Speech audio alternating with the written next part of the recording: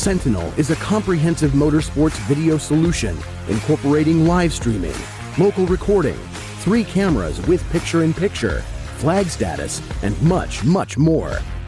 Stop playing with multiple solutions. Sentinel handles it all, including timing and scoring, vehicle data, graphic overlays, adaptive bitrate encoding, network bonding, and more. Sentinel is the solution to sharing your motorsports experience with your friends, family, sponsors, and the world. What are you waiting for? Get your Sentinel today and never miss an on-track moment. www.sentinel.racing.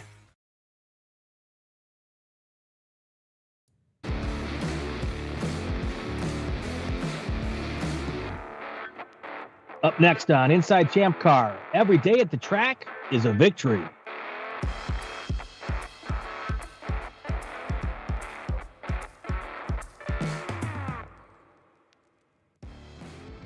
Welcome to Inside ChampCar. I'm Brian Bielanski. Bill Strong, he's pressing the buttons tonight. We won't have any loop through. I've been guaranteed. I don't even know if this is working.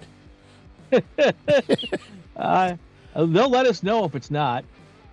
Yeah. Our guest today, Les Epps. Welcome, Les. Hey, how's it going? Good to be here. It's good to be here. It's good to have you here, my friend.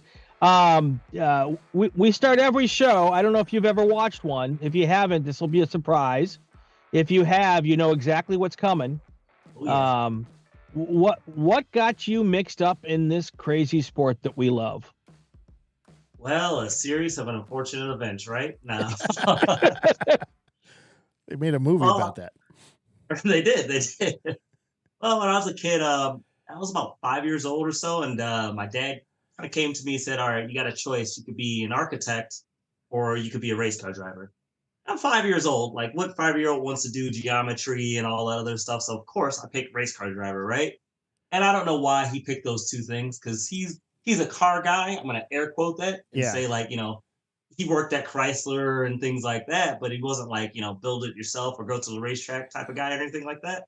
So he's just like, you know, race car driver or architect. I think he wanted me to build my mom a house, but kind of missed out on that one. I don't know. I know a lot of architects and grew up with a couple of them, and they make bank, man. They make bank. Yeah. So it seems like that'd be the easier way to get into racing. You'd think. Yeah, we just did true. It wrong. Yeah. That's true. And if you watch enough YouTube, you can build your mom a house still. Right. I mean, I got a saw, and I got a saw over there. Yeah. So you got a press hammer, and you got a press in the background. Oh no, that's a shelf. Sorry, I thought that was a vise. Yeah, or press. Darn, because you ever watch those videos where they start squishing stuff? Yeah. You find yourself at 2 a.m, like, why am I still up watching this guy squish pickles? Right. I'm a machinist, so I work at a CNC machine shop, and like, you know, there's times things, you know, get squished or tossed into the heat treat oven. Yeah. Just to see what happens. Yeah. That's like when I worked in the bomb dump. What does this powder out of a 20mm round really do when you light it on fire? Exactly. Not that I ever did that. That explains a lot, Bill. That explains a lot. And never do that in a bomb dump, by the way. Right. So when you told your dad you wanted to be a race car driver, what did Dad do to help that process along? So, and how old were you? How old were you when this happened? So I was about 5 years old, and about 5. Then he got me some Power Wheels, you know, just kind of to see if I could, you know, grasp the idea of turning and not crashing. And after that, he kind of, shouldn't say he went all in. He went all in at his budget level, you know, sure, at his level that he could afford. So he poured about an asphalt slab in the front yard. We're in Akron, Ohio, so there was no built go-kart tracks. There was nothing like that in the nature there. So he poured an asphalt slab there and bought me a chain drive go-kart. And I was the only kid in the neighborhood that had a go-kart or a go-kart track. So, right. That's too nice. I'm just driving around out there doing laps. Did the girls come out of everywhere? The girls did not. the girls did not. It's the weirdest thing. Girls don't typically like race car drivers. No. They like those motocross guys. That's where I lived. That was the big, those guys and the dune buggy guys. Right. Never understood that. I was like, well, I guess I missed out on that. But no, it was a good time. But yeah, he definitely bought me a go-kart and he told me, all right, kid, you're going all in. But he neglected to tell me at some point there was gonna be competition. So I was Yeah. just out there doing laps thinking I'm a rock star, Yeah. I'm doing all the things, you floor, you understeer, and I'm like, oh, if you just keep flooring, you go faster, right, Dad? And he's like, yeah, Yeah. he didn't know. Yeah. So all throughout those stages was great. Grew up. Well, wait a second. Now, do you remember your first competition? What was that like? so, so how less really? Well, I've been beaten down many a time. But the first competition, he took me to, I think we went to like one of those bowling alleys where they got the go-karts outside, like the family fun center type deal. Yep, went there and was finally old enough to get on one of the go-karts and was tall enough to get on one of those go-karts. My dad like, oh yeah, my son has a go-kart track. He's bragging, he's talking good stuff. I go out there and I didn't know the track. I didn't know I just knew my go-kart. I knew what I did. So I go out there and I'm like going and I wham right into the wall. And like everyone's like, oh, this kid's not going nowhere, So yeah, I pretty much got beat pretty badly in my family fun center area. It was all good though. Yeah. But it's good times. So what was the next step from there? The next step, I want to say I got into RC cars there for a little bit. Made that mistake, spent a lot of money, spent a lot of my mom's money on that. Yep. So what was your RC car of choice? Mine was team associated 12 scale IMSA car. Oh, okay. Yeah, I was a HPI guy or HPI guy, and I think the first car I had was like a Skyline or something like that. Okay. And then just like the natural competitor, like the natural like tinker in me, I went to a Kushu 10 scale, got gas, and then I had to, got to do the 2-speed transmission. You got to do all the things to it, right? So I got pretty good at that. I actually went to state with that. I was went down south to in Akron, so I went down south to Columbus and got beat there too because all those guys were doing some wild stuff. I switched over to electric, and everyone's hand winding their own motors, and I don't know anything about that. I don't know anything about that. So everyone's doing that. My dad was a machinist too, and we didn't have cool things like that in the 60s. Yeah, well, because you're old. The kids I watched across the street while the rich kids did the little rockets. The Estes rockets. Yeah. Yes. Yeah, we did those. Yeah. We did those. Except we lived around Miramar Naval Air Station. Yeah, that can get you in trouble. Yeah. As the F4 Phantoms are doing circles around our houses. Yeah, that was always fun. I love it. But they only went up 100 yards back then. They didn't go very high. But yeah. All right. So after RC cars, when did you get into actual cars? Well, like all people my age, the Fast and the Furious came out. Of course. And it was amazing. I remember my mom drove with me in her car to go see it, the first one. And I'm like, and she let me drive home. And I'm like, she had a 96 Achieva with a 2.2 liter in it and the Iron Duke, and it had a traction control button. And she looked over and said, don't you do it. And of course I did it, clicked that boy off and leaving there. And I was hooked from there. And so I knew I wanted to do. I wanted to be Dominic Toretto. I want to own a tuner shop and do all these things. And from there, my mind was just, everything I did was towards the dream and goal of that, just in cars and racing and doing the thing. So I moved to Illinois. I went to Universal Tech, because up one night watching Speed Vision, do you want to work on cars? Oh, yeah. Is it your passion? I'm like, yes. They know me personally. That's exactly me. Spend $40,000 and don't have a career. No, yeah, pretty much. Yes. It's like UTI nowadays. Yep, that's exactly what it was. And moved up here, and I met a lot of like-minded people. Sorta, right? There was all different. It was like a mix of all. You had your off-road guys, your import guys, and all your stuff. And I was an import guy. I had a different Supra than this actually. And I just, that's all I knew I wanted to do. Like, oh, my super, I want to do this. I want to do this. And I had no idea about road racing. I didn't even know Mid-Ohio was there when I lived in Ohio. Oh, so when I moved up here, people were like, oh, yeah, so you must go to Mid-Ohio all the time. I'm like, no, what's Mid-Ohio? It's like, oh, it's Maryville's. I'm like, you mean the prison? Shawshank yeah, that's right. The prison? And they're like, no, it's a racetrack there. I'm like, oh, I didn't even know, so. Yeah, all these years, and you even had a go-kart and the whole bit. Yeah. Didn't even have to leave, right? But I did. And I went to my first autocross, and I had a Rabbit GTI with a 16 valve on it in it. And I thought, oh, I just got to drive around some cones. This is easy. I'm going to kill these guys. And I had no idea about tire pressure setups or anything like that. So it's just a lot of people kind of held my hand through that, and I got through that process, and I was like, well, autocrossing's probably not for me.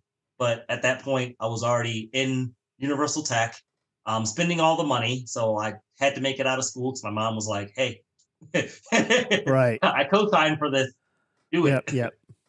So did that, graduated school, start working at a tuner shop, and quickly discovered that working at a tuner shop's really hard also, Right. Yeah. A lot of late nights, not a lot of pay. You might not eat lunch every day at the same time. I didn't know that. Yeah. I thought it was all fun and games. It looks cool in the movies. So cool. I know. You're like, oh, is this big turbos and stuff every day? Like, I could do this. My first job. This guys with smoking engines in their eBay turbo and make it work. And I was my first job. Well, the first job I was there, I had all my ASEs. I'm master certified and all that because I could take a really good test. Yeah. You can't tell I'm a really good talker. I can take a really good test. So they're like, oh, okay. Well, your first job is go organize the boss's toolbox. I'm like, what? Wait, what? What? They're like, yeah, organize the toolbox and load that car in the dyno. I'm like, oh. So luckily I had the parents that I did, and they definitely taught me about being humble. So get a piece of humble pie that day. I knew I had to work my way up from the bottom, and nothing's given for free. You got to prove yourself. So that's been how my journey's actually gone the whole time, even throughout ChampCar, honestly. So that's been the best. Yeah. So how did you discover ChampCar? ChampCar. Let's see here. I think. Oh, am I there still? Yeah, you're there. Yep. Sorry, that was me. I've done something wrong here. I can't go a whole show without doing something wrong. We'll keep talking while he keeps pressing buttons. Awesome. So I discovered ChampCar. I think it was 2019. Actually, it was 2019. I was working for a team, Round 3 Racing, the McCalls, and I think their first effort was in ChampCar, and that's actually when one of your previous guests, James Candelaria, he was one of the drivers coming through there, and we changed literally 3 transmissions at Road Atlanta on the ground, and man. There has never been a day I want to quit racing so bad. That was so hard. It was so hard. I was literally thinking to myself, like, do I really want to do this? And before that, I think I was like 35 at that time, or maybe 30. I was in my 30s at that time. So I was already hook, line, and sinker. I'd already raced in Grid Live. I won a championship there. So I loved racing, but it was just like a different thing to endurance world. I was like, oh, this is really hard. Like we broke the car and we have to put it back out there. We're like 15 laps down. Why would we do that? And they're like, no, hey, we got to do this. I'm like, oh, wow, it's a 14-hour race. And that's when I discovered the love and the passion of like endurance racing. And from there, I've been hooked ever since. So what was the car that you were replacing the transmissions in? The Boxsters. So this was the first when the Boxsters first came out in ChampCar. So everyone's like, the pitchfork with the Boxster, So yeah, it was the old venerable 5-speed, the glass 5-speed, and it just blew out second gear, then third gear, and I think we lost a clutch slave in there too, somewhere around the way, and it was, and I'm just a crew member. I'm like, oh well, just drive in 3 gears, and they're like, no. You don't do that. I'm used to being a, poor boy status. I'll use whatever gear I got. Exactly. And that's the sign of a good racer is, I can do really fast laps with 1 5-speed gear. That's all I need. Yep. Yeah. I'll learn it. Yeah. Right. We won a race with 1 gear. The car stuck in 4th. So, I've seen teams pull into pit lane and they're like, yeah, we lost 2nd gear. I'm like, wait, this is Daytona. Well, then that's right.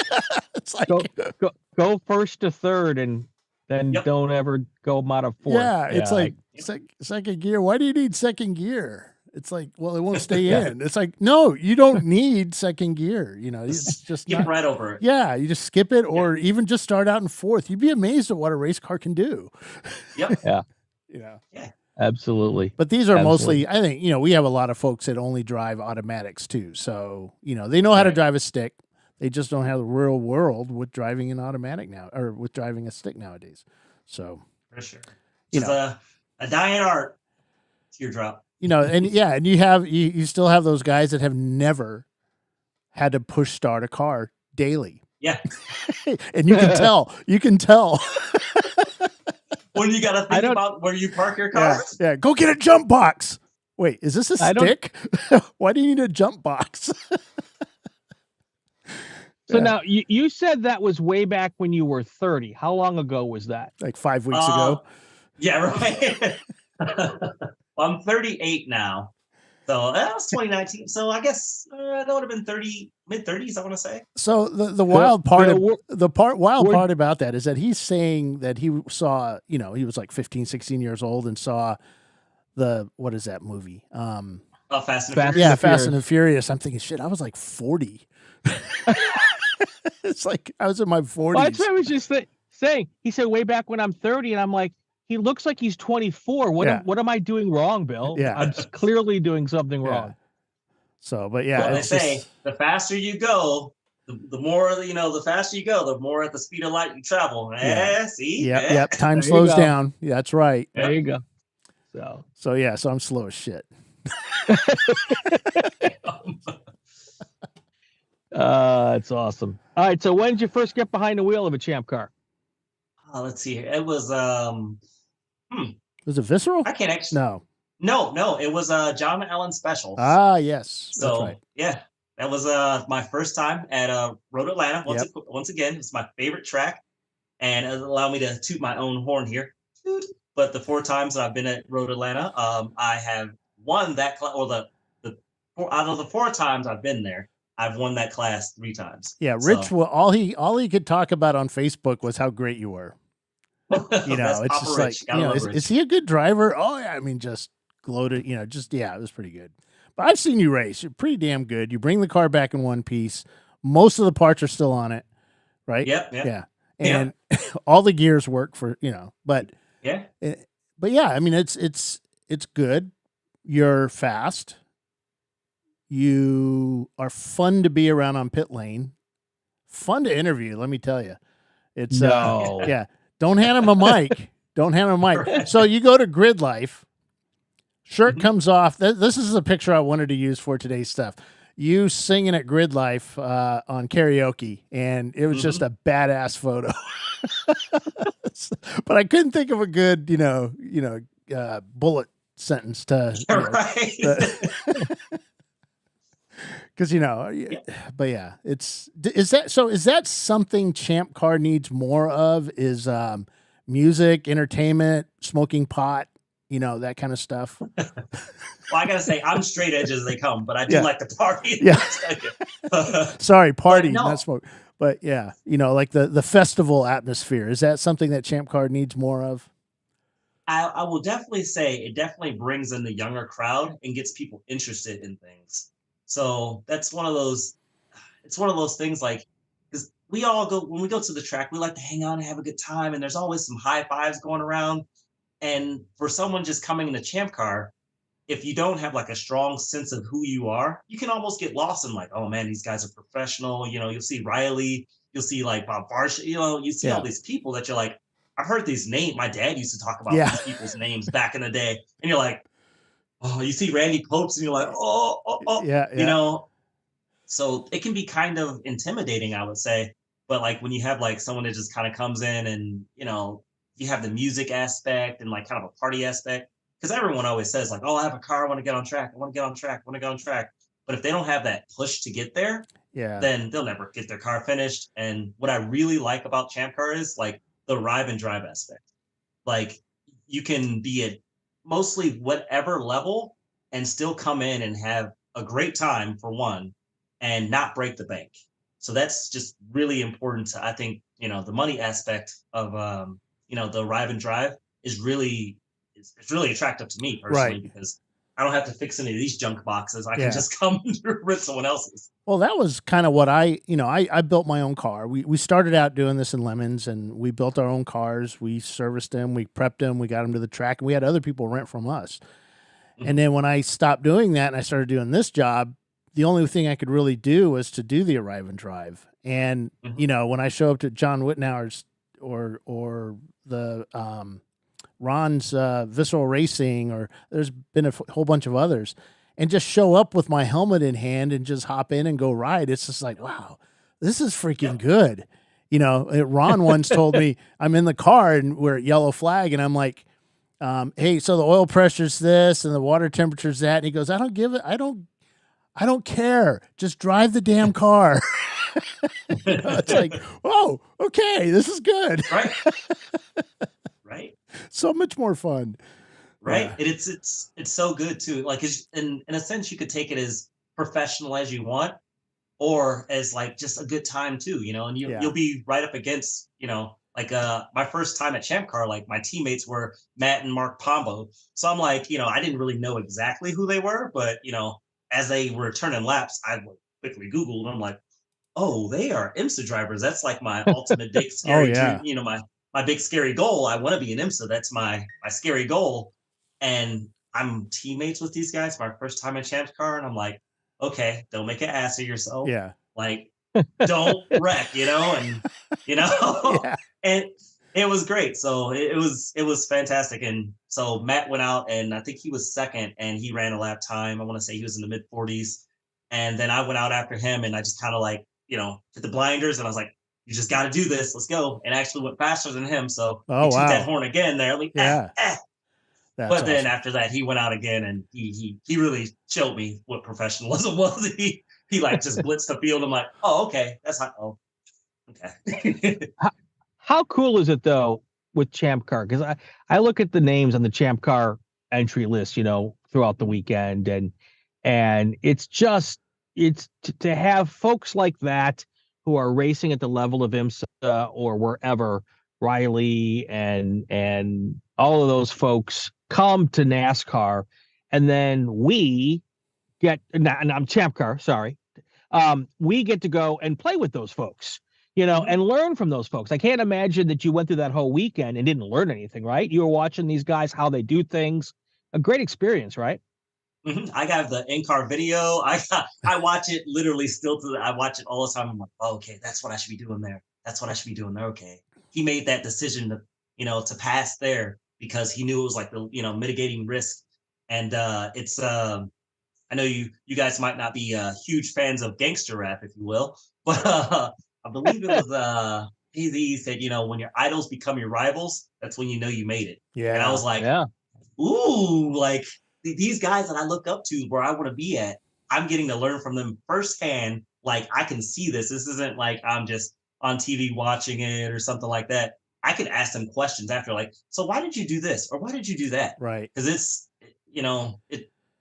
sometimes like, oh, well, they're trying to decompress and stuff, but they have so much more bandwidth than just the average, just normal person that you can't overload them. I could just ask. I was just, asking questions, writing, and it's great. I shared a radio frequency with Randy Popst at Sebring. We were in probably the fastest champ car ever, which is the red car, the Opel GT. And 25 minutes, folks. 25 minutes. And if you Randy, have the over under. Yeah. And Randy was in the green Toyota MR2. And the second place. Well, at one point it was a second place car, but he hit me, at one point, and so he wasn't second place. But Randy was in that car and doing He ended up getting fastest lap of the race, But he was explaining to us how he was doing each lap, like every corner. I'm doing this. I'm braking here. And then he realized I was on the same radio frequency. So, I'll be quiet, Bill. I'm like, no, keep talking. I'm going so slow here. I'm taking notes. But yeah, that was really cool with him doing that. He did the same thing with me at AMP one year. He got out of the car and he says, "Were you in that MR2, that white MR2?" I said, "Yeah." He says, "Man, I can get you 6 seconds a lap right now," because he just blew by me in whatever he was. And it was a carousel part. Have you been to AMP? I've never been. That's a really, really fun track. It's a fun track. It's fast. It's a lot faster than you think, and there's a lot of elevation change there, which is, we don't have it a lot of tracks, especially in like where you're at. The Autobahn doesn't have a lot of. Not at all. Yeah. So, but yeah, if you ever get a chance to go to AMP, it's a fun track. But yeah, I was taking the carousel completely wrong, coming out of one corner to enter the carousel, and once he told me what to do, the next year I went back, I tried that, and I was like, wow, so much more speed when you come off when you get at the end of the carousel. It's like, it's a little scary, but really fun track. And John Whitnauer just signed up, or they're signing up for AMP this year. So it'll be their first time going. So, but yeah, fun track. Well, and the other cool part, Les, is because we're a family, even though I'm sure you can reach out to those guys now even and chat them up and talk to them. And, I got this coming up. Any ideas, any thoughts? You make those acquaintances once and they're friends forever. Yeah. As long as you don't run them off the racetrack the next race weekend. Yeah. But, the first ChampCar race on the East Coast was a 24-hour, in Virginia was at VIR on South Course, where we're at this next weekend. And it was a 24-hour on South. And it was, Tony Stewart was there, along with some other NASCAR guys. And that was really fun, especially passing him and, doing stuff like that. But it comes back. But he was on pit lane. No, he was in he was actually in a Celica GT. I think it was either a Celica GT or a Super. I forget, but it was the earlier one, the one before yours. And it blowed up down the front straightaway. Oh, so you passed him because it had blowed up. No, we passed him earlier. He was having issues, I think. But we don't talk about that part of it, Brian. Come on. I passed him. It still counts. Right? Okay. Oh gosh. So what do you got going on next? What are you racing this year? Any and everything. I always say have helmet will travel. Looking to rent more seats. Actually, I'm going to Gingerman with ChampCar for the Focus. BHI Focus. They're contracting me. I can say that. Contracting me to drive. Wow. So it's also a yellow car. So if you guys don't know anything about me, I'm always, I'm the brightest guy on pit lane. All yellow race suit. So you never miss seeing me. I'm always wearing something yellow. So that's so surprising, Les. You're so understated. That's my car color too. Yellow. Yeah. I mean, if you need a driver. I do, yeah. And you've done mid-engine cars, right, with the Boxster?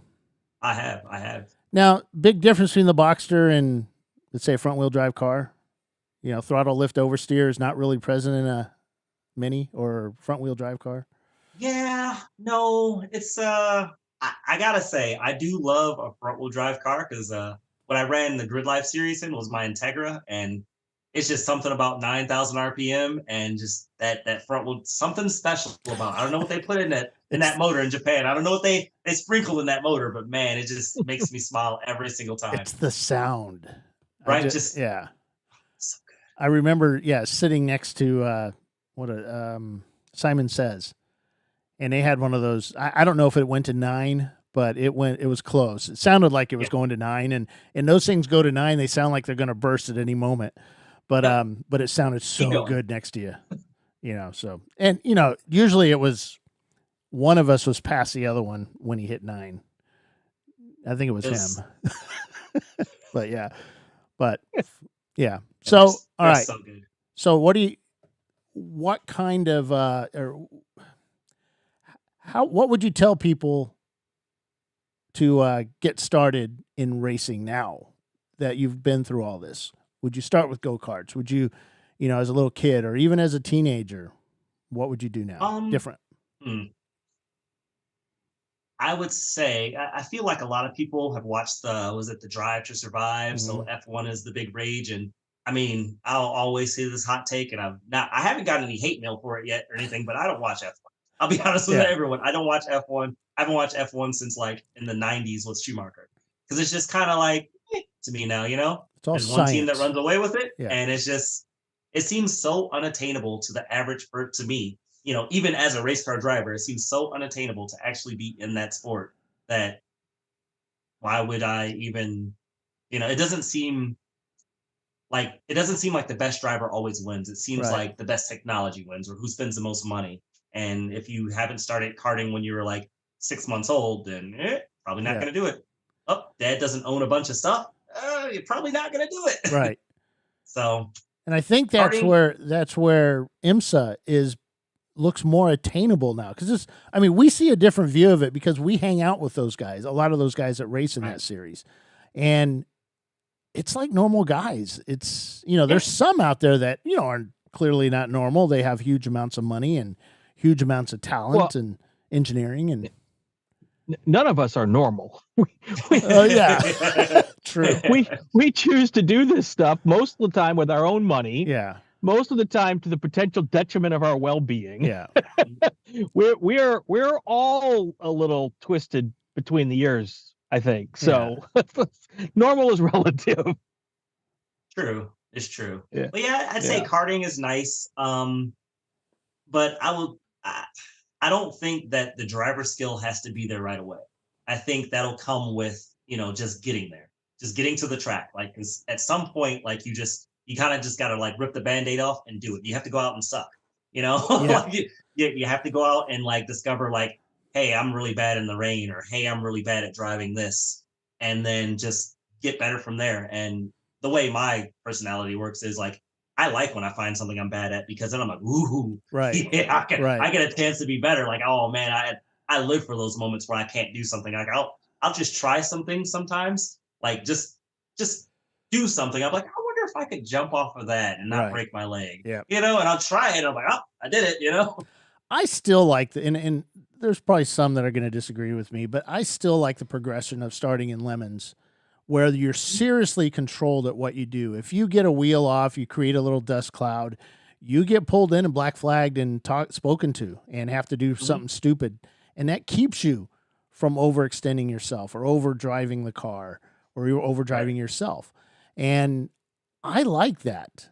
And when you're ready to get more serious, then you come up to ChampCar. And I think they're better prepared for, you know, those issues of, you know, the wheel-to-wheel stuff than if you just went straight into Champ, Lucky, or WRL. I think there should be a small progression, and you know, and I like that. Almost like some type of licensing system. Well, we've it's been talked about, but I don't think we're going to go there because it's difficult. Cost to do it's really high, and we don't want to do that. But yeah, it's, you know, we've had guys that started out in ChampCar with no issues. So I think, go ahead. I was just gonna say, I think it's important if you're starting out, and people do it all the time. They have tons of money and they go right into a Corvette or a Boxster or something. But it's everybody I've ever dealt with, myself, and when I give people advice, I say, start with something that's low horsepower.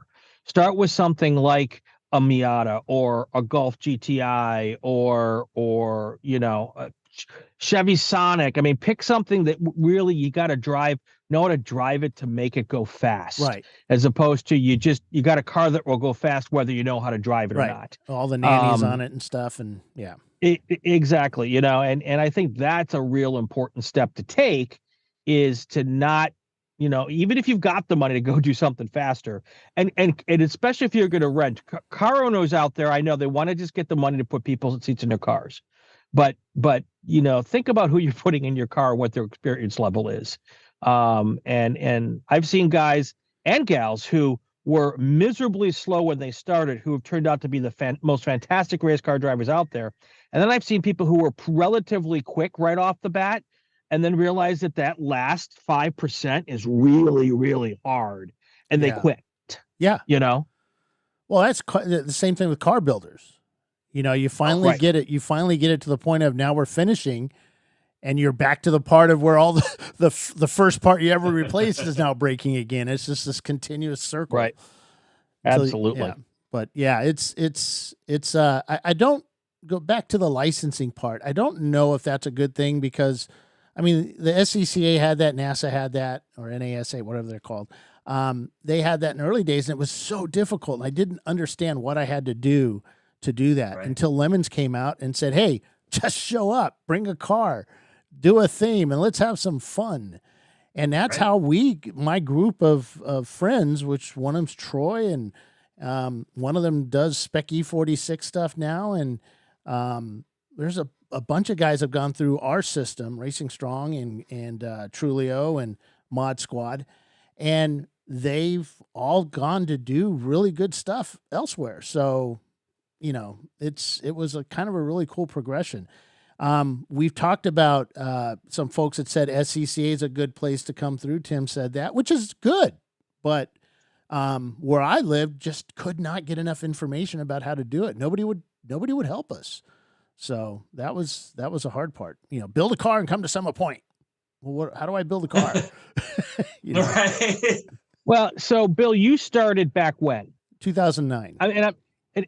No, 2009. No, we started. I started back in the 80s, but I left. Right. Yeah. Right. So things have changed a lot since then. Right. Back in the 80s, arrive and drive wasn't a thing. No. You had to build a car and come. Yeah. Or know somebody who had a car that you could borrow, or a friend or something.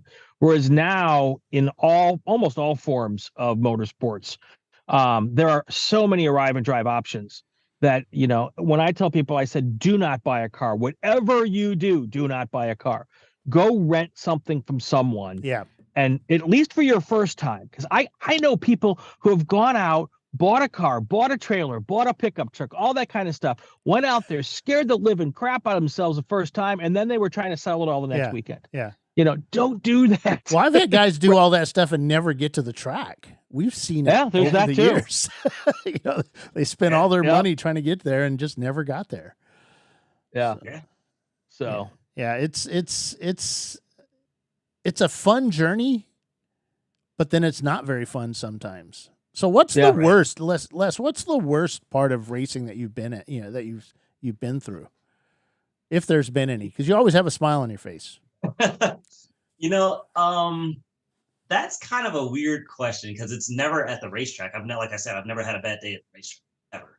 Right. And I travel all the time. Like this weekend, I'm going to Barber, to crew. I'm doing that. I'm instructing. I do all the things, right? I'll instruct for extreme experience. So like they'll put me in the right side of a 600 horsepower Lamborghini with someone that's never been on track. And I coach them how to do it. Right. Yeah. And everyone's like, wow, why would you do that? I'm like, well, I get to drive the car too. So that's like seat time for me, you know, and they pay me to do it. So it's like, okay, and I get to see different tracks.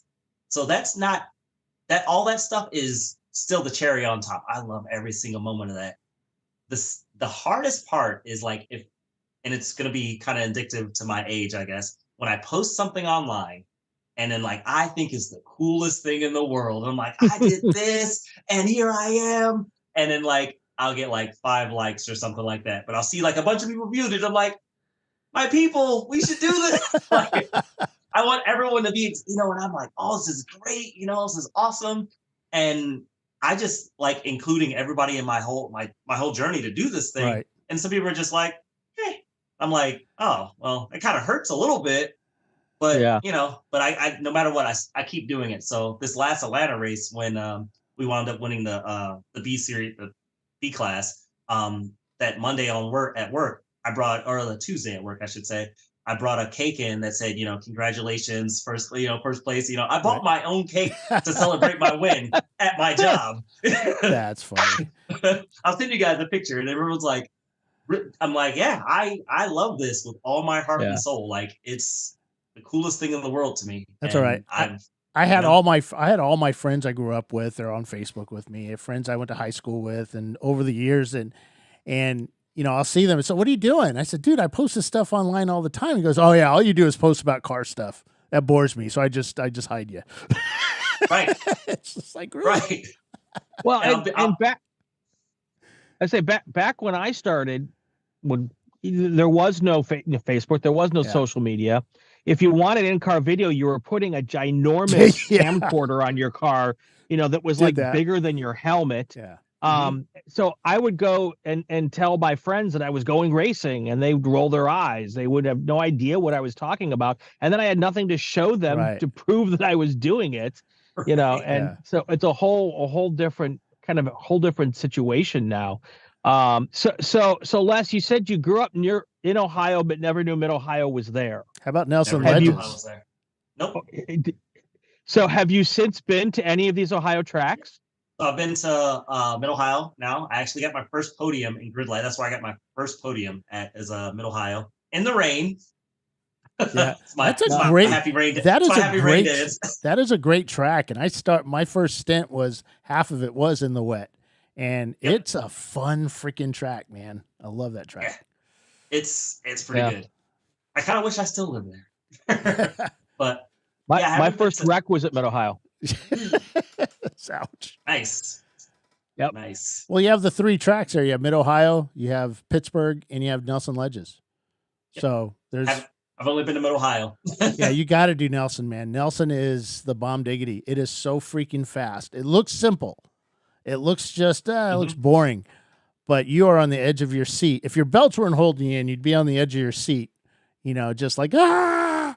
But yeah, fun track. And we got a race coming up there. So anybody looking for a driver for Les, get him. He's available. Yeah. And that's going to be a good 8 + 7 hour at and they have the kink there that's just flat out, and it's scary. So did you take family to Mid-Ohio with you? Did your family all show up? Yeah, my mom and my dad came down. That was really cool. Oh, cool. Yep. One of my favorite top 5 memories. ChampCar. I forget what year it was. It was like 2021 Daytona. I flew my mom down, and hey mom, it was my birthday week. It was like the most magical time. It was, I flew my mom down my birthday weekend, and I was like, hey, I call you, hey old lady, let's go put our toes in the sand somewhere. And she's like, what are you talking about? So flew her in, and she gets to the racetrack, and she's seen me race kinda, but she's never been like in the thick of it. This is an endurance race. Right. Like, this is Daytona. Right. I could get hurt. I could get hurt, and it's gonna rain. So we're in the Mini Cooper, and we won that race.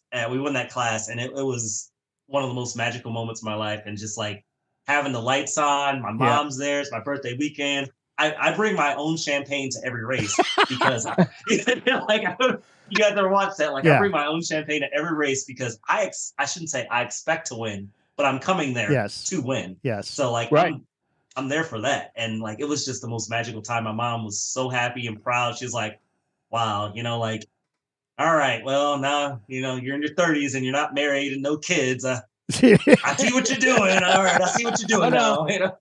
You're married and you have kids, and it's right behind you. Yeah. Yeah. She calls them grand cars, actually. Yeah. Grand cars. So because of you is why we started doing the champagne at the VIR 24. Oh, yeah. I was just like, why? So I went out and bought champagne on my own dime. Though it's, I think it was like $30. So, yeah, it's not bad, right? Yeah. So, now no we one buy cares now what it since tastes like. well, now ChampCar is buying it, so I only buy the best. Cristal or something like that. Right. Gold bottles only. Yes. So, all right. What's the plan? What's the rest of the plan for the year look like for you? Just renting more, crewing a lot more, trying to learn more about data. So want to learn more data stuff because I want to go faster. I want to, I said, my big scary dream is IMSA. So got to do that. Got to have some driver feedback. Got to be able to do all those things. Well, Riley's data guy just left. So I don't know if I want to jump into that role just yet because I feel like I might not be ready just yet. But you never know. I shadow somebody. So Well, it's funny because IMSA, there's all kinds of levels, within IMSA. You got the beginner series, which is not the beginner Michelin series. Pilot Challenge. Yeah, no, isn't Pilot Challenge the higher up? And then there's one below that, isn't there? Yeah, they all now they have a Mustang Challenge. Right. That's the one Chelsea's going to be doing. Which is the entry level to that. And then they also have, well, no, I think it's the first step now is other than VP. That yeah, the VP, isn't it? Oh, yeah, there's the VP Challenge. That's right. Yeah. So, but the VP, you might want to look for teams there, and you never know. So, and that's how you get this experience by actually just like driving. You actually, when you start doing it, you're thrown into it, and it's like, wow, okay, I can do this. Just tell the race car driver the data says you're awesome. They'll buy it every time. That's right. Get under the car and make some noise. Yeah, tick, tick, tick, tick. Yeah. There you I'm go. gonna tighten up the bars for you. Put on special staggered tires just for you. I saw that in a movie once. Yes. Go hit the pace car. Yeah. Right. No, don't hit the pace car. Bigger fuel lines and everything. Huh? Yeah. Yeah, Chelsea. I might be young, but I've definitely watched all of you. And Chelsea might be running a race, so don't hit the pace car. Okay, don't do that. You'll make her really angry. Yeah. So almost like someone speeding down pit lane at Road Atlanta. Who did that? I don't know. Was that they had like a 75 mile an hour, 72. That's Roger's car. That was Roger, actually. Did you do it too? That was me. Yeah, there was. Yeah. So because of that, we've got some new Flagtronics telltale stuff that will let us know how fast everybody's going and alert us in areas that wouldn't normally be patrolled. There's not too many tracks like that, but Road Atlanta is one of them. So well, I had a good reason. I apologize. Yeah. And we came away with the win and drank some champagne. Everything's fine. Yeah, there you go. Yeah, and you just needed a rest anyway. Yeah, I was, I could have been speeding. I was out of fuel. Yeah. Don't you slow down when you're running out of fuel? I don't know. No. Well, no, he needed to get the fuel into the back of the tank because that's where the pickup was. I got an excuse for everybody. Yes, there you go. So the top drawer of my toolbox says victory speeches, and then the bottom drawer of my toolbox says excuses. Ooh, so yeah. I got them all. So. Anything else before we let him go, Bill? No, I think that's about it. Fun guy to race with. He's a race against, and hell of an interviewer on pit lane. That's what I like about him. So I haven't done those in a while. Maybe one day again. You should do it. Well, it's like I've got 50 other things I'm doing. So looking at the chat, I think Les should give Timothy Elliott a call. Yep, VW front wheel drive. Golf, GTI, yeah. I don't know, something or another. So give him a call. So All right, Les, thanks so much for hanging out with us. Anybody you want to thank before we go? Well, I have questions for you guys. I see most of the time you guys everyone just kind of goes through and but I'm one of those people that likes to ask questions because I like to learn things, Yeah. Bring it. So you guys have a lot of experience, I will say, before I started driving. We're old. What he just said, we're old. Right. Just, I'm used to it. What do you guys typically do, or what's the progression of how you've, you maybe calm yourself down before you get into the car, or what do you listen to, or what's your process? Some people put their glove on in a different way, or, how do you guys kind of mentally just put yourself in that zone? Well, you go first. I'm that guy that, the race starts at 9, at 7 o'clock, I'm in my suit and helmet sitting on pit lane. If I'm not prepping the car or I am starting the race, I'm usually suited up. My focus is that I'm in my head. I'm just going over the track, what I remember of it, if I've never really been on it, or what I did last year, what not to do, what am I going to do if this happens? And I'm just going over this through my head so that it just refreshes, that I'm ready for it. Just visualizing, and then just being quiet, listening, trying not to panic. Now, when I was and this goes back to Kevin. You've heard of Kevin Toulay, right? Yeah. Okay, so Kevin was he started with us. He was one of our drivers, our fast driver. Kevin would get out on track and explain to us the track while he was setting FTD, talking on the radio. It was insane. He was just so good. But there was a couple of times I got on there and I'm like, I cannot be 6 seconds slower than Kevin. There's just no freaking way, or whatever it was. It was a huge number. And basically he's like, they're watching me on the video and they see I'm just tensed up and I'm driving like, just relax. And after that, when I relaxed, I just, loose hands a whole bit. There's 4 seconds right there, and it's like, okay. So that's kind of what I try to teach myself or tell myself over and over again. Does it work? Yeah, who knows? Just, and over and over again, don't wreck the car. Don't wreck the car. That kind of stuff. Brian? I like to get to grid early and be by myself with the helmet on, and I don't listen to anything in particular. But the one thing I do in the car is I talk every bit of every lap. So I'm coaching myself through every lap, on the gas, modulate, brake here, brake, turn in here. Light on the gas, hard. I'm literally, and I do the exact same thing every lap to get myself in a rhythm to be able to hit my points where I'm supposed to do it. So my process is more for going through each lap as I possibly can. And yeah, that's the thing that gets me going, is because if I stop talking to myself, my brain starts to think about all the things I can screw up. Yeah. So I guess that's why I never want a live open mic in the car with me, because I also swear more at myself than I swear at any other driver on the racetrack. Yeah, I do swear a lot. I do swear a lot when I'm doing that. Yeah. The other thing too is that during the race, I'm constantly, you wouldn't know this by my actions, but I'm always looking to see where I shouldn't place myself, or what don't just wait. But that was back when we were racing all the time.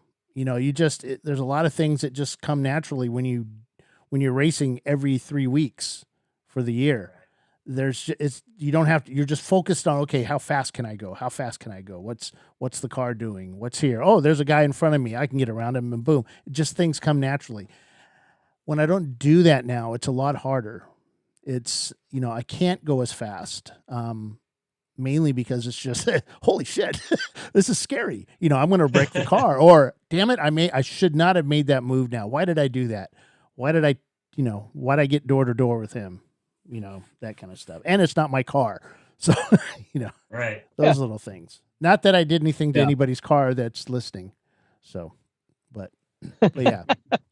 No, it's just, you're worried, and you're hearing guys, they're not talking to you on the radio, and you're wondering, well, I wonder what my lap times are. I wonder, because some teams don't have lap timing, right, or they do it differently than what I'm used to. I like the predictive lap timer, so that tells me a lot of how I'm doing. Do you use the predictive lap timers, or what do you use? Yeah, typically the cars I'm in, they usually have the AIM, and I own a Sentinel too. Yeah. So they usually can see everything live timing back too. So shout out James Candelaria, Sentinel. Yeah. Sentinel, they're one of our sponsors. Yep. You see that? Oh yeah. Yep. And Yep. So, but yeah, that's it. I probably talk too much. No, so I'll out myself here. This is something I'm always try to be clear about who I am, and something I'm working on this year is it's weird. I enjoy the battle. Mm-hmm. So as I've gotten more into ChampCar now, like ChampCar has some of the best drivers that I've experienced. I'll say that, right, at my level. And just, you can battle with someone lap after lap after lap after lap and just be so clean and just like, just edge to inch perfect every time. And I just enjoy that so much. And I find myself like just enjoying it, like, maybe not taking a pass when I can just take the pass, or if I got more power, I can just like motor them or something. But sometimes I'm like, I'll just lift a little bit just to let them kind of get through the S's real quick, because I just enjoy it so much. It's almost like you're playing. And I love this sport with all my heart and soul.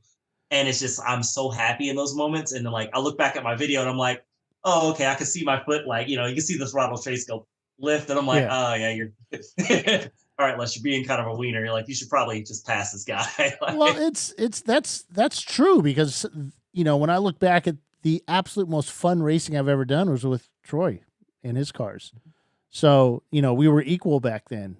Now, when he made him really fast, taking all the weight out of it, that sucked for me, sucked all the fun out of it. But when we were equal, that was the absolute best racing, because you're dealing with other cars. You're trying to stay in front of him. You're watching him pass you. He blocks you. I block him. And that was fun. I mean, it was just, it was great. So much. It was kind of a distraction sometimes, though. You found yourself, why am I way over here?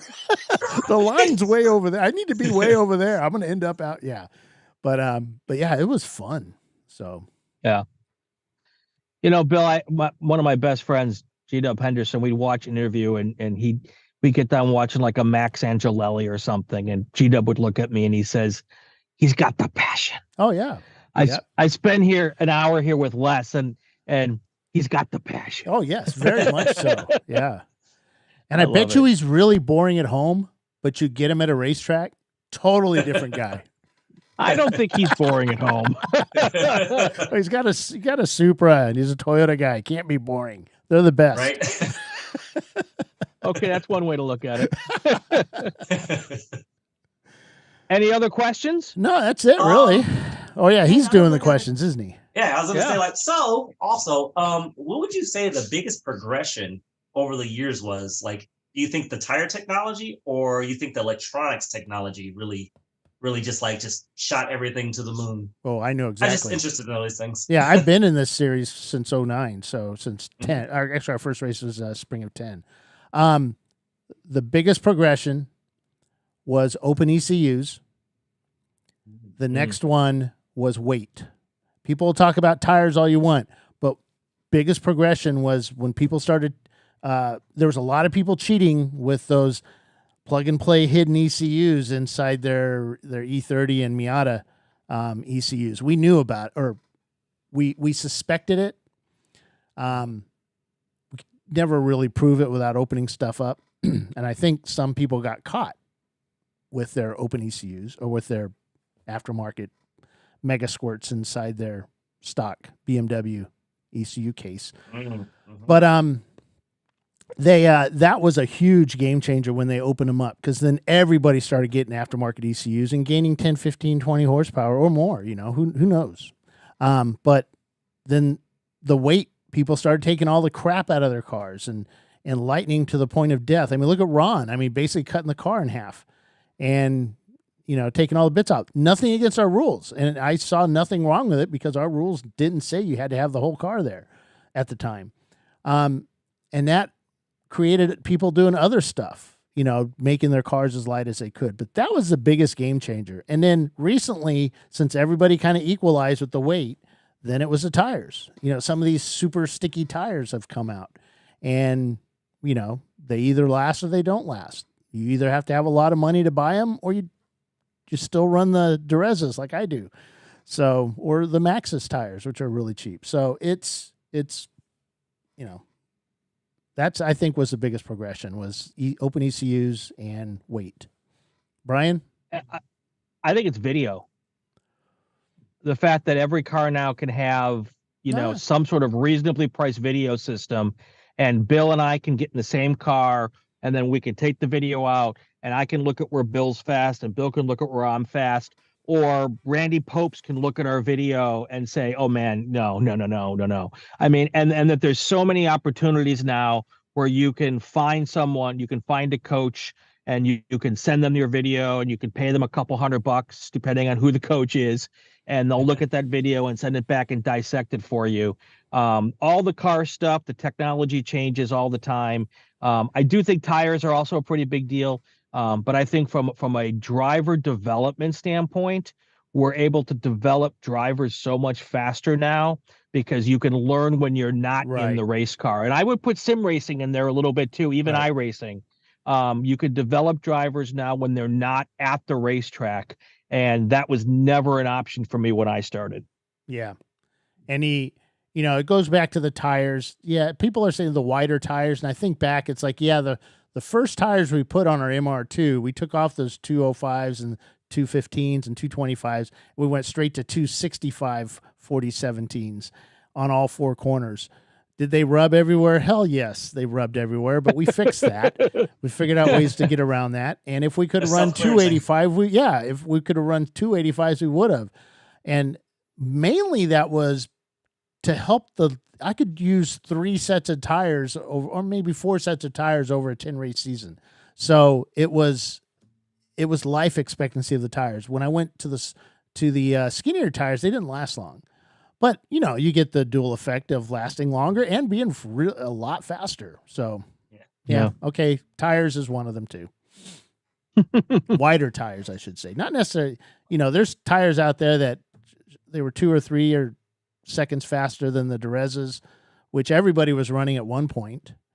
They were at one point there was a time when ChampCar people bought a set of tires to last the whole race. You rarely saw anybody changing tires on pit lane, ever. You just didn't see it. And you didn't hear that. You didn't hear that. Then there was a change. I want to say 2017, 2018. You started hearing those tire changes, those stickier tires being used. So, I just couldn't afford that. We stuck with the Durezas. Yeah. Well, there you go. Ooh, yeah. Also, one more question. Yeah, we're here. About ChampCar. We get paid by the hour, so it's all right. Gotta go. Wait a second. You're gonna have to start recalculating, Bill. Yeah. No. You can't divide into 0. That's it. Doesn't work. That's right. Oh, that's true. So I was thinking. So a lot of people, since I do more than more than just ChampCar. Pretty much that's cool. ChampCar, there's other places out there. Oh, for sure. But then people ask me like, "Oh, Les, how come you're not doing the Grid Life GLTC, or you're not doing WRL or AR or Lucky Dog or any of those things?" ChampCar works for me because of the schedule, and the timing, and the rental seats. I know I've gotten to know a lot of the paddock now, and it's great. Yep. But a lot of people, they want to know if they can have like maybe a parity type deal. So like if there's a car in, I don't know if you're familiar with the Grid Life GLTC, but if they have a car there, is it almost ChampCar legal? Cage wise, I always tell them that it is. Yeah. However, the modifications are always kind of a that's blurry line. So one of the issues, and again, I'm probably going to get yelled at tomorrow morning by everybody and my boss. One of the things I really push for is opening up the carbon fiber bits on cars, at least limit it a bit, because a lot of those Grid Life, and we had other series out west that they would allow carbon fiber, wings or whatever. And that's what they buy. That's the guys in the magazines. They want carbon fiber because it's cool. Most of the stuff out there at one point was fiberglass with a carbon fiber overlay on it. So it wasn't really carbon fiber, not the paper thin stuff. So I don't get it. They just said no carbon fiber. That's kind of been a rule since the beginning, but I've been trying to get that opened up for years. We were close last year. We were close, but they ended up not doing it. I'll just allow one wing, or allow a wing and a splitter in carbon, though I wouldn't want a splitter in carbon because that's a lot of sharp stuff on the track. Yeah. Right. So, but there's guys out there who do that stuff, but sure, have a wing in carbon fiber, just let them. And that would allow Grid Life folks to come over for the most part. We've talked about doing a spec class at one point. I want to say it was like 2018, 2019, that if you had a spec series car, E30, spec Boxster, spec whatever, spec Miata, you could come and race with us in a spec class. You had to run at that spec weight with all the spec stuff on it. And the problem was they had windows, so ChampCar wants the windows out of it at one point. We don't require that now. Want to say that, don't misquote me. You can have the windows, you just have to have a covering over it. So, we've tried many things, thinking of ways to do this. Who knows? They may, they'll be talking about the rules over the next few months with the petitions. Who knows what'll come through? And I'd really like to see some of those guys come over. The Grid Life guys actually started racing with ChampCar. They used us as their kind of template of what they were going to do. So, and I partied with those guys at PRI. So good folks. They're fun, man. Right. It's a good time. Oh yeah. So it's, one day I'd like to see pretty much cross. I think a lot of it too is that what you would, some of those racing series don't have, a big Ford LTD, 1972 LTD racing with them on the banking at Daytona doing 12 miles an hour. So I don't know what that's, you bring your little you bring your Grid Life Honda whatever over that's really fast, and now you're up against cars that are a lot more weight. Your safety may not be, I don't know, so. Right. And I just always want to see everybody race all the time. And I'm just the operations director. I have no clue about building a race car or I kid.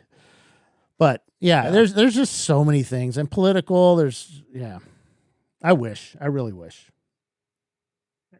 I just see everyone I just tell everyone is race as much as you can, because sometimes if as we all maybe you guys don't know, but the Grid Life stuff sells out instantaneously, right? So then someone's stuck with a race car in their garage and they're like, oh well, no, I can't race it, or I couldn't get tickets, and they're just kind of bummed out. I'm like, take it somewhere. There's a track somewhere in America that will welcome you. I was trying to get April Wine to come down to one of our Shannonville races. Avril Lavigne or something like that, but everybody just looked at me all funny. Honestly, if you get celebrities into it, I mean, the old Toyota? The Celebrity Series? Races? Celebrity races, yep. That'd be cool, It would be, yeah. Could do something like that. Yep. Of course, they're going to be all hot supermodels, but hey, that's just me. Well, I have been known to hold an umbrella for this is where I get canceled tomorrow, by the way. So, yeah. All right. Hey, and on that note, thanks, Wes, for joining us. And I've wanted to have you on here for quite a while. And, it's great to see you at the track and see you here on live TV, YouTube TV. All right, Brian. All right. Oh, cool. Guess what? I forgot Wes. to hit record, by the way.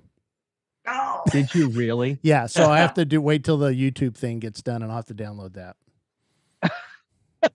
I'm a loser. Great. Yeah. I can do it again. Yeah. We're going to do this again. Love it. Love it. All right. Thanks again, Wes. Bill, anything we got to talk about before we head home? Yeah, actually, before I head home. Yeah, that's right. You got to go home still. That's right.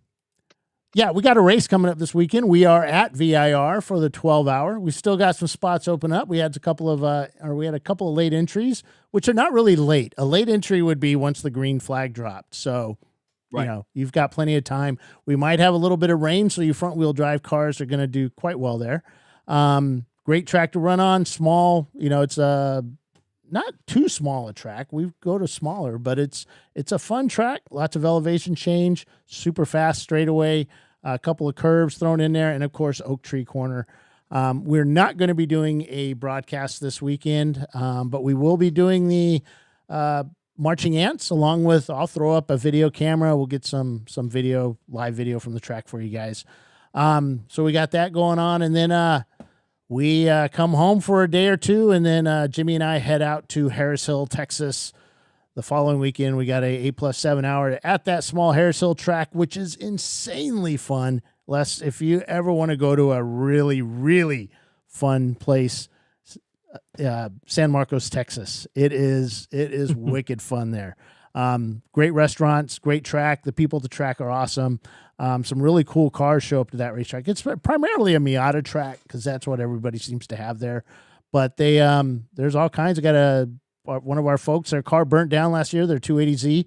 They've got that thing up and working, and it's not a turbo, I'm told, even though it sounded like it had one.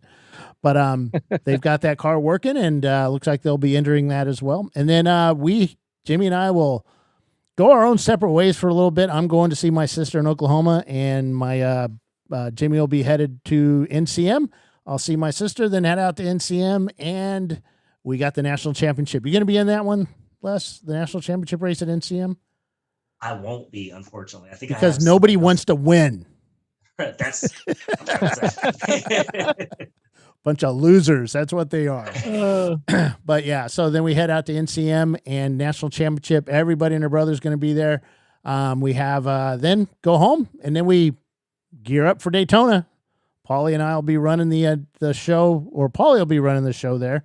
And then also NCM, we're going to be live with the video. So it'll be a fun time.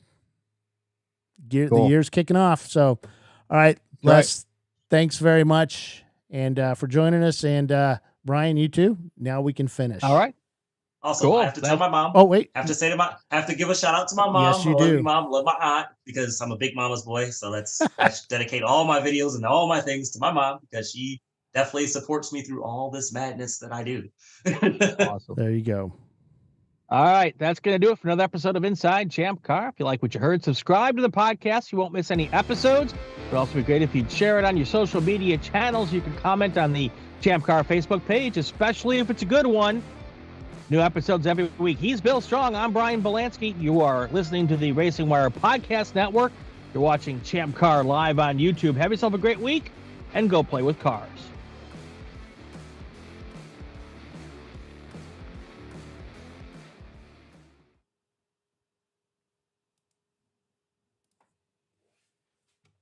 I cannot believe